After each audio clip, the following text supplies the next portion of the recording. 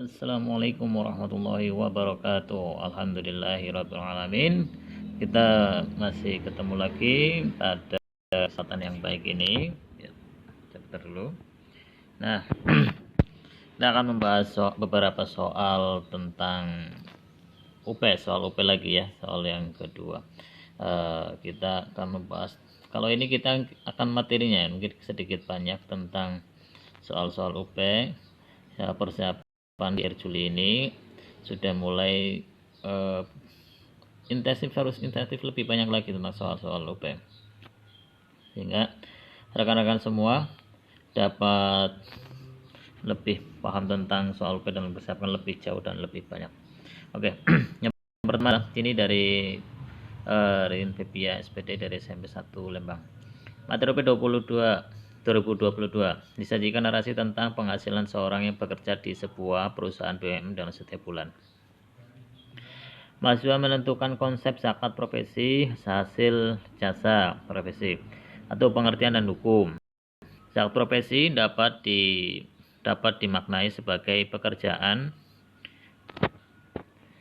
menjadi seorang keahlian diperoleh melalui proses pendidikan doktor dan semacamnya. Jadi ini zakat profesi, dan zakat yang sering kita lakukan atau sering kita bayarkan supaya kita berprofesi sebagai sesuatu yang menghasilkan uang. Nah, profesi dapat dikelompokkan menjadi dua, yaitu pekerja ahli yang berdiri sendiri dan tidak di bawah pemerintah secara langsung ya, terikat pemerintah langsung, seperti kayak dokter, swasta, insinyur, pengacara, penjahit, tukang batu, guru, dosen, wartawan, dan konsultan. Profesi yang terkait dengan pemerintahan atau yayasan atau badan usaha yang menerima gaji setiap bulan. Dari aspek penerimaan, hasil usaha yang teratur dan setiap bulannya termasuk ke dalam kelompok pertama ini. Nah, upah pekerja dan gaji. B. Hasil yang tidak tetap dan tidak dapat dipastikan seperti kontrak terpenghasilan relatif. Ini konsultan. Yang selanjutnya adalah ini dari aspek penerimaannya. Sekarang dari zakat profesi, merupakan zakat wajib yang harus dikeluarkan umat Islam apabila sudah memenuhi syarat. Untuk menjadi muzaki, ulama menetapkan hisab zakat profesi setara dengan zakat emas, yakni minimal memiliki harta setara dengan 85% gram emas. Syarat-syarat lain yang harus dipenuhi: harta kepemilikan penuh, yakni harta profesi penerima milik sendiri. Yang kedua, penghasilan sudah memenuhi kebutuhan pokok. Yang ketiga, telah menisab. Yang keempat, adalah bebas dari hutang, yakni muzaki benar-benar bebas dari hutang. Jadi kalau misalkan mau zakat ya tidak punya hutang lagi ya, karena menjadi prioritas itu bukan zakatnya tetapi hutangnya kalau misalkan punya banyak hutang. Macam itu ya. Yang kedua, bagaimana cara mengeluarkannya? Yang pertama adalah menurut Abdurrahman Hasan, Imam Abu Zahra, dan Abdul Wahab Khalaf. Mereka berpendapat zakat profesi sekurang-kurangnya setara dengan 5 washak atau 300 syak, sekitar 930 liter atau 653 kg hasil panen. Persentase zakat disamakan kiaskan dengan zakat pertanian yang pengairannya menggunakan alat atau mesin, yaitu setara 5%. Kalau misalkan menurut pengairannya dengan air hujan itu 10% ya, teman-teman sekalian. Nah, yang B, jumhur ulama berijtihad bahwa hisab zakat profesi adalah harta setara dengan emas 93,6 gram. Ya. Murni ya, yang diambil dari penghasilan bersih setelah dikeluarkan seluruh berbagai biaya hidup yang dikeluarkan. Nah, kemudian persentase ini dikiaskan dengan zakat umat uang yang telah ditetapkan oleh hadis. Yang C, terdapat juga pendapat yang mengatakan bahwa zakat profesi disamakan dengan zakat rikaz atau barang temuan. Jadi ada zakat disamakan dengan zakat pertanian, zakat emas, dan juga zakat rikaz atau barang temuan. Maka tidak dapat dinisabkan persentasenya 20% pada saat menerimanya. D, kalau menurut MUI wajib dikeluarkan zakatnya dengan syarat ketentuan tercapai hisab dalam 1 tahun. Itu apa? 85 gram. Kalau tadi 8, kalau kita lihat di sini 93,6 gram kalau di jumhur ulama. Kalau dalam MUI adalah 85 gram dalam setahun. Zakat penghasilan dapat dikeluarkan pada saat menerima jika sudah cukup nisab. Nah, yang selanjutnya adalah Ali. Nah, kita contoh kasus ya. Nah, yang ketiga, contoh kasus. Ali adalah seorang pendidik golongan 4A. Ini termasuk tinggi 4A ini. Dengan masa kerja 20 tahun. Penghasilannya bersih dikurangi pengeluarannya itu. Kita lihat ya. Pengeluaran kemudian sisa dikalikan setahun, maka jumlahnya 36 juta. Jumlah tersebut tidak memenuhi nisab emas, yakni 85 gram, yang pada tahun 2015 harganya itu 525 gram. Jadi kita lihat bahwa 1 gramnya itu ada 525 dikali dengan, kalau menurut pendapat MUI 85 gram, jadi dikalikan 44.625, dan demikian Pak Ali ini belum memenuhi syarat ya, karena uangnya baru 36.600.000. Nah, contoh yang 2, Andi adalah seorang eksekutif muda di sebuah perusahaan IT. Jika sisa penghasilannya dikurangi, nah pengeluaran dikalikan setahun, pengeluarannya berapa? Maka berjumlah 120 juta. Jumlah tersebut telah memenuhi nisab emas, yakni 85 gram pada tahun 2021 dengan 79.734.415. Maka Andi wajib mengeluarkan zakatnya dengan perhitungan 2,5% dari 120 juta, yaitu 3 juta. Ya, Pak.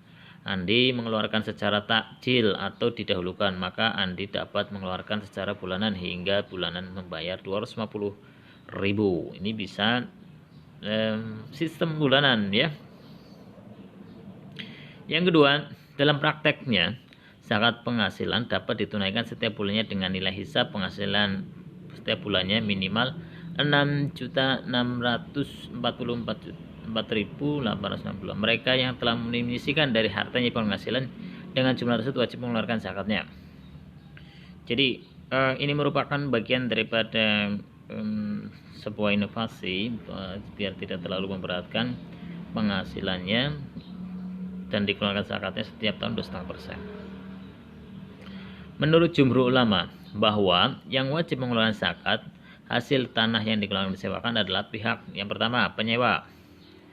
Ini Mahmud Shaltut, ini yang paling sering beberapa waktu lalu keluar nih, Mahmud Shaltut ya. Siapa yang mengeluarkan zakat adalah penyewanya ya, atau menyewa, jadi bukan pemilik. Pendapat yang kami pegang bahwa kewajiban zakat ada pada pemilik sewa yang langsung menggarap pertaniannya. Nah, ini jadi yang langsung menggarap pertanian bayar zakat ini ternyata. Kita lihatnya. Nah, dalam zakat merupakan hak pertanian sebagai rasa syukur atas nikmat berhasilnya pertanian. Dengan demikian, penyewalah yang dibebankan untuk mengeluarkan zakat hasil tanah yang disewakan. Ini menurut Abu Shaltut, itu penyewanya. Nah, menurut Abu Hanifah, pemilik tanahlah. Jadi ada perbedaan menurut Abu Hanifah dan juga menurut Mahmud Shaltut.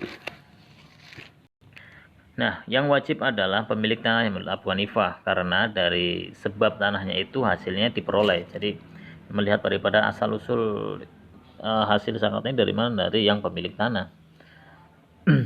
tanpa tanah tak ada hasil yang diperoleh apa-apa. Jadi tidak ada hasilnya kalau tidak ada pemilik tanah. Ini menurut Abu Hanifah. Nah, menurut Imam Syafi'i, Maliki, Imam At-Samuri, Imam Ibnu Mubarak, dan Imam Ibnu Abu Thawr, pendapatnya adalah penyewa tanahlah yang wajib membayar zakat pertama. Pendapat ini juga sejalan dengan poin yang pertama, yaitu Mahmud Shaltut ya. Shaltut yang tadi. Nah, Abu Zahra, kedua-duanya baik. Nah, kalau menurut Abu Zahra ini melihat pada pertengahannya. Abu Zahra kedua-duanya baik, si pemilik tanah maupun si penyewa sama-sama wajib, jadi sama-sama membayar zakat. Nah, dari kotak ayat yang membayar zakat itu tadi Imam Maliki, Syafi'i, Imam Samur, Imam Ibnu Mubarak, dan Imam Ibnu Tsaur dan juga Imam Mahmud Syaltut itu menyatakan bahwa yang berpendapat untuk membayar zakatnya adalah penyewa, tapi kemudian Ibu Hanifah, nah, pemilik tanah yang mempunyai hak atau mempunyai kewajiban untuk membayar zakat. Nah, begitu. Oke, yang dideskripsikan dari beberapa contoh mustahiknya. Kita masuk dalam konsep zakat produktif. Zakat produktif. Satu, gagasan zakat produktif. Ide untuk mengeluarkan zakat sebagai modal usaha muncul ketika fokus pertanian dilakukan secara seksama bahwa para fuqara dan masakin tidak semuanya orang-orang yang memiliki keterbatasan kekuatan fisik. Di antara mereka terdapat banyak yang memiliki kesehatan fisik dan keahlian yang dapat dikembangkan. Tetapi mereka tidak memiliki modal sehingga keluar ide untuk memberikan zakat kepada mereka untuk dijadikan modal usaha. Yang kedua, prospek zakat produktif. Arif Mufrani telah mengemas bentuk inovasi pendistribuan zakat, yaitu yang pertama bersifat konsumtif tradisional, itu menurut Arif ya. Apa itu? Zakat dibagikan kepada mustahik untuk dimanfaatkan secara langsung, nah, seperti fitrah mal yang diberikan kepada para korban bencana. Ini yang bersifat konsumtif tradisional. Yang kedua adalah konsumtif kreatif. Ini berarti ada pengolahan yang lebih dibandingkan dengan yang poin yang A. Zakat yang dikeluarkan dalam bentuk lain yang dari barang semula, seperti yang diberikan dalam bentuk alat-alat sekolah.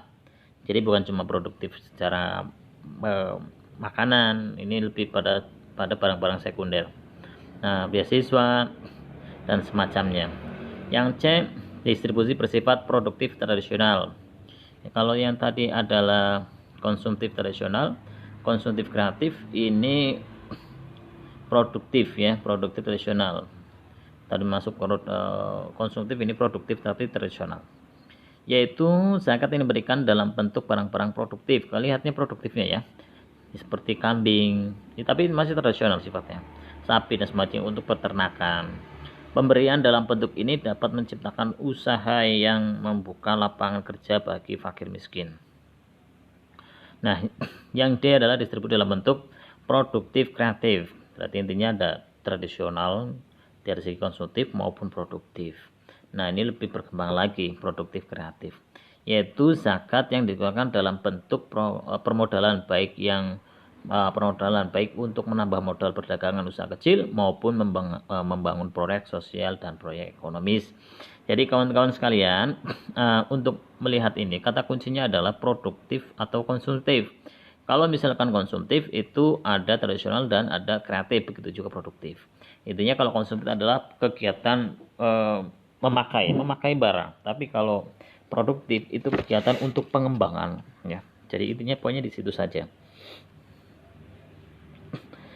Langsung pada masuk ke hukum zakat untuk pembangunan masjid. Bagaimana untuk zakat pembangunan masjid? Di antara ke-8 macam mustahik terdapat mustahik yang disebut dengan sabilillah. Ini menurut Mahmud Syaltut lagi juga, tadi sama ada lagi. Ini berpendapat sabilillah itu memiliki arti kemaslahatan umat yang bermanfaat kembali ke umat juga, macam itu. Jadi mirip seperti makna demokrasi, dari rakyat untuk rakyat dan oleh rakyat, macam itu ya. Jadi intinya kemaslahatan umat ya diberikan untuk umat itu sendiri juga.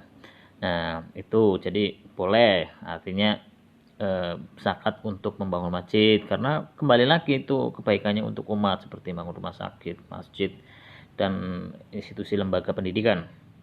Nah, menurut Al-Maraghi, istilah sabilillah adalah semua perkara yang berhubungan dengan kemaslahatan umat. Kalau tadi kemaslahatan umat, kalau ini hampir sama dengan kemanfaatan umat ya.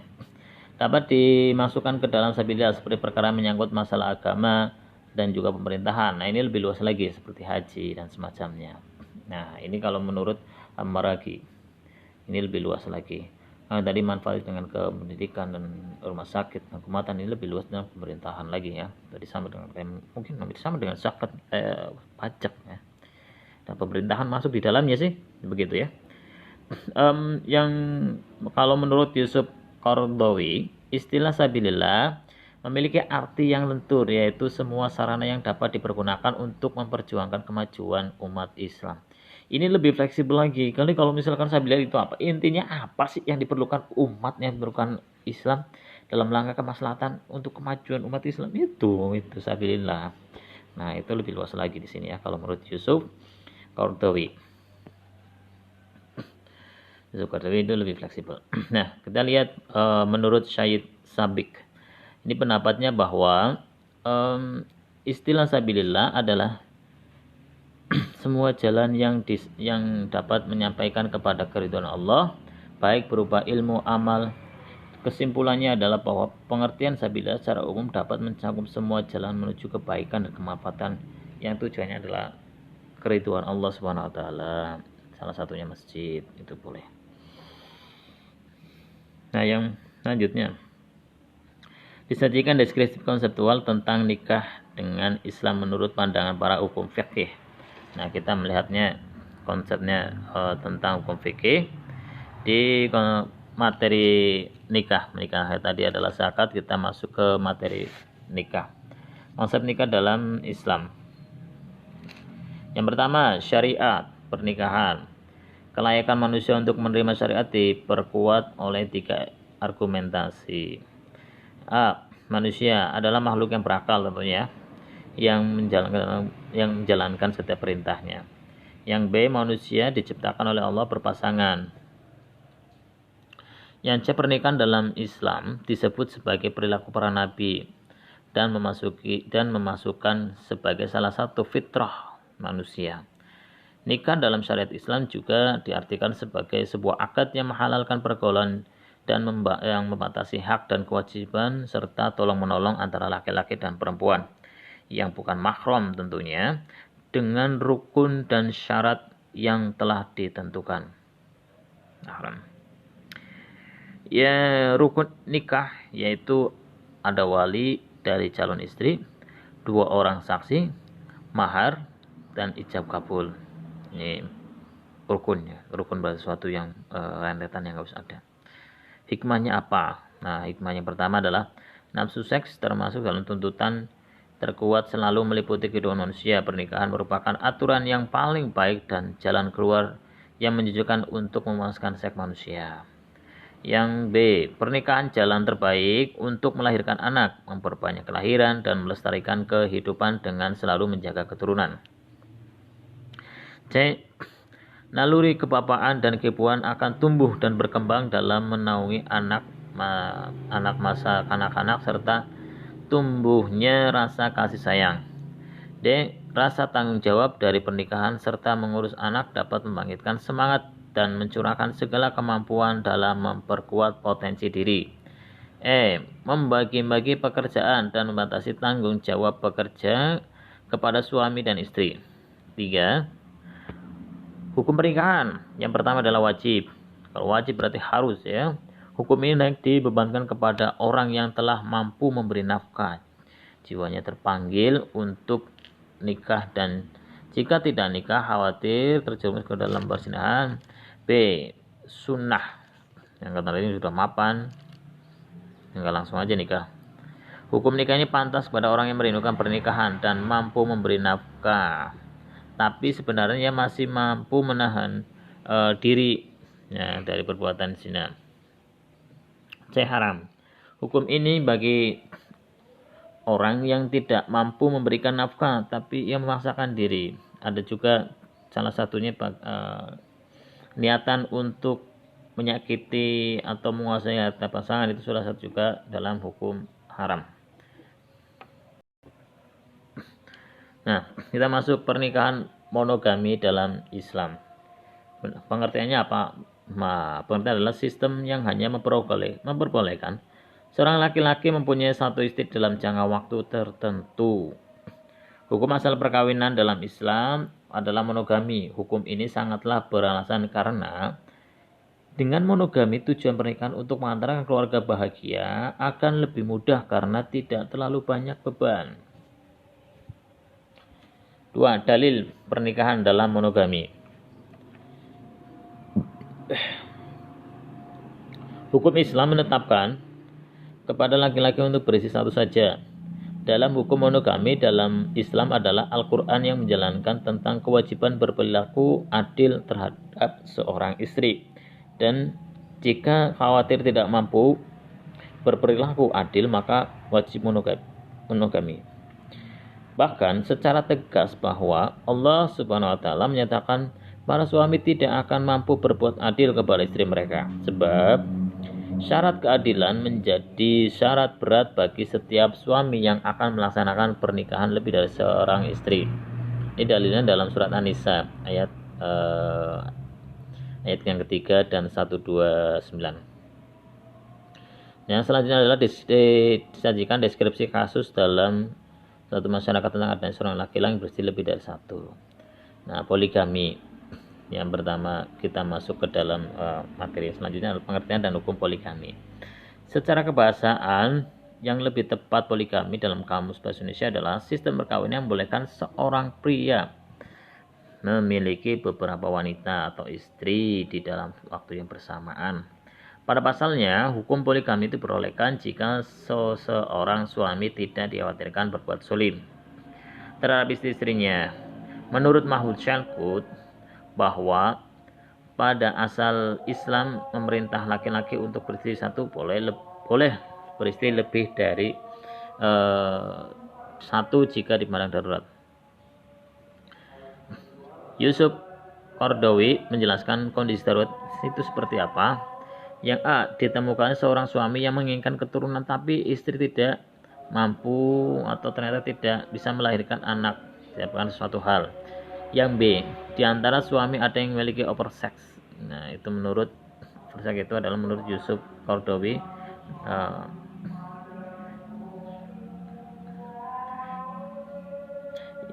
Yang selanjutnya, penyakit atau masa haidnya terlalu panjang sedangkan suami tidak sabar untuk memenuhi hasratnya.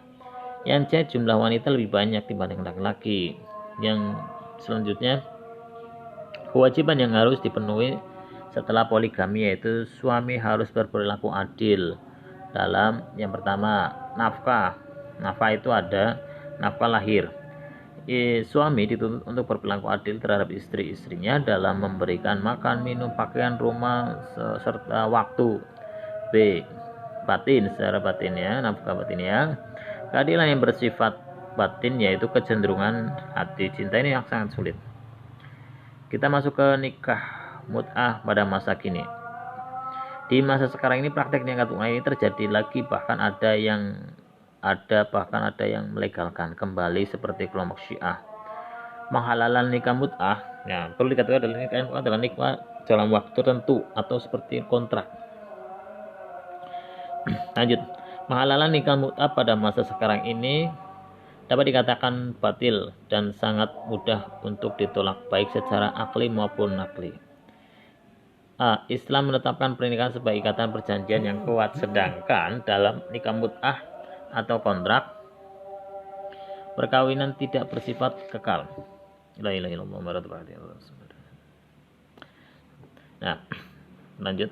Tetapi dibatasi dalam kurun waktu tertentu. Yang B, menghalalkan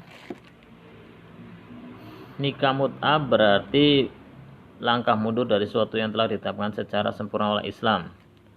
Yang C, alasan darurat untuk menghalalkan kembali nikah mut'ah. Alasan yang dibuat-buat itu tidak yang mengada-ngada. Kalau sekarang sudah tidak relevan lagi. Bahkan Islam sudah melarang nikah mut'ah. Dalam dampak negatif nikah mut'ah ini dapat dari nikah mut'ah sangat merusak dalam dimensi moral maupun dimensi sosial. Yang selanjutnya, nikah mut'ah yang diperbolehkan dalam Islam sudah berakhir, ya. Hanya boleh ketika pada zaman Nabi dan alasan darurat saja, dan ada hikmah tasyri' di dalamnya. Maka tidak ada alasan lain yang dapat dibenarkan untuk kembali menghalalkan nikah mut'ah. Maksudnya adalah itu nikah yang pada saat dihalalkan pada kondisi yang betul-betul masanya memang memperbolehkan. Kondisi-kondisi tertentu dalam hal ini adalah seperti layaknya dulu jumlah laki-laki jauh lebih besar dan juga memang secara darurat mempersilahkan Nabi mempersilahkan para sahabat kalau mau menikah bukan silahkan. Tetapi pada kondisi tertentu itu tidak bisa terputar lagi. Ya. Bahkan setelah kejadian itu muncullah perintah untuk melarang nikah mut'ah. Yang selanjutnya ini tentang syariah dalam hal perbankan. Kita akan bahas di lain waktu dan akan kita cukupkan segera. Mungkin teman-teman bisa membaca terlebih dulu, nanti kita lanjutkan dalam materi bank konvensional maupun syariah di materi perbankan. Assalamualaikum warahmatullahi wabarakatuh.